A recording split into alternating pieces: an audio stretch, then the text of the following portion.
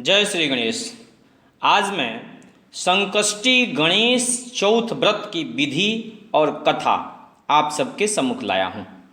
यह जो संकष्टी गणेश चौथ व्रत है, इसका नाम सुनते ही पता लग जाता है कि संकष्टी गणेश चौथ का मतलब होता है कि आपको अगर किसी प्रकार का कोई कष्ट है, अगर आप यह व्रत करते हैं तो उस कष्ट से आपको मुक्ति मिलेगी।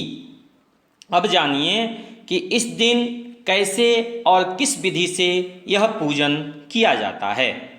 गणेश संकष्टी जो चौथ व्रत है, उस दिन आप गणेश प्रतिमा बनाकर विधिवत पूजन करें।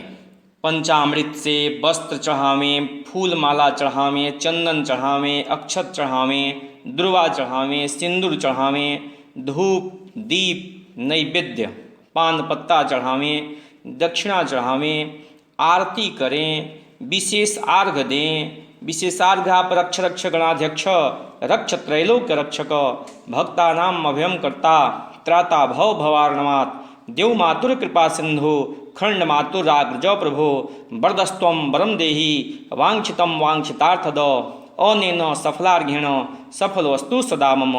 इस मंत्र से भी दे सकते हैं या ऐसे ही विशेषार्घ भगवान श्री गणेश को दे सकते हैं।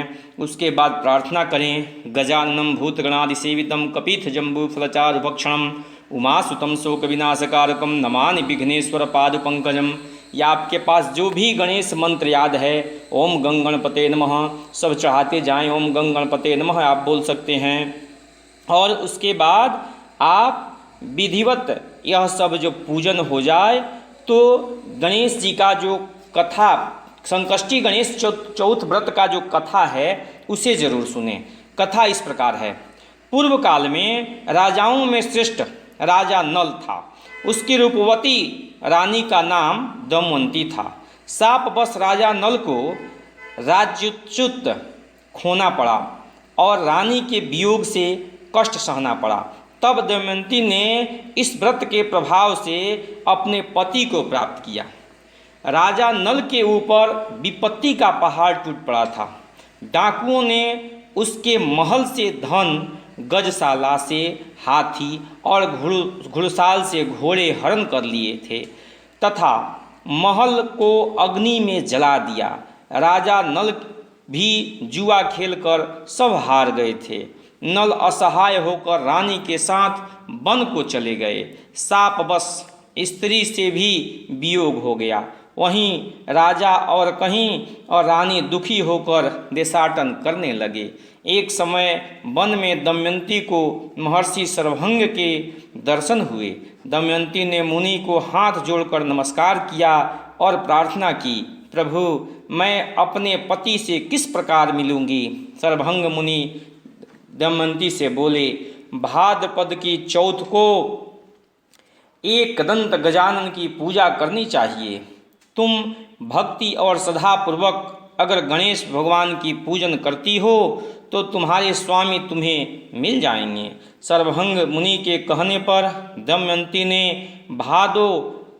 भाद्रपद में जो गणेश संकष्टी व्रत होता है उस व्रत को आरंभ किया और लगातार 7 माह तक उस व्रत को किया।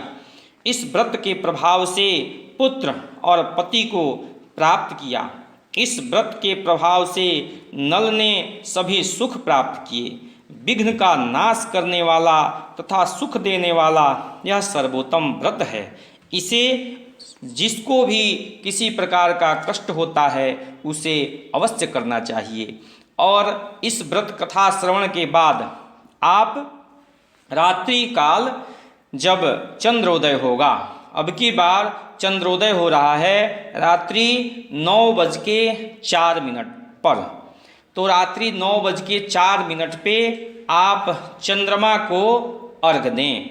चंद्रमा को अर्घ देने के लिए आप सुपारी, पान पत्ता, लाल रोड़ी, लाल फूल, लड्डू ले करके चंद्रमा को अर्घ दें और अर्घ के बाद तब प्रसाद वितरण करें और अपने प्रसाद ग्रहण करें और अगले दिन इस व्रत का पारण करें, तब यह संकष्टी व्रत आपका जो है पूर्ण होता है।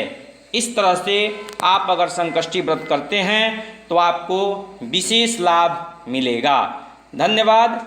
और इस कथा को अपने मित्रों के पास, अपने सगे संबंधियों के पास जरूर शेयर करें, क्योंकि उन लोगों को भी इससे लाभ हो और आप भी इस कथा को श्रवण करें, सुने। आपका बहुत बहुत धन्यवाद। जय गणेश।